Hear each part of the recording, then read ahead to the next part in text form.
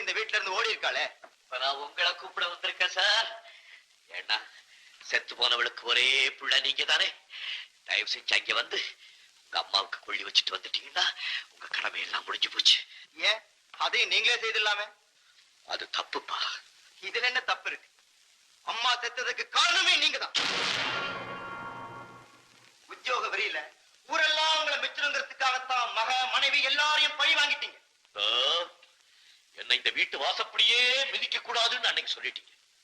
அதனாலதான் உங்க பக்கத்துல வந்து பேச முடியாம நான் இங்கேயே நின்றுகிட்டு இருக்கேன். ஏன்னா வெறுப்புங்கிற கோட்டுக்கு அந்த பக்கத்துல நின்னு நீங்க பேசுறீங்க. அந்த கோட்டை கிழிச்சதே நீங்க தானே. ஓகே ஓகே, இன்னைக்கு ஒரு நாள் தயவு செய்து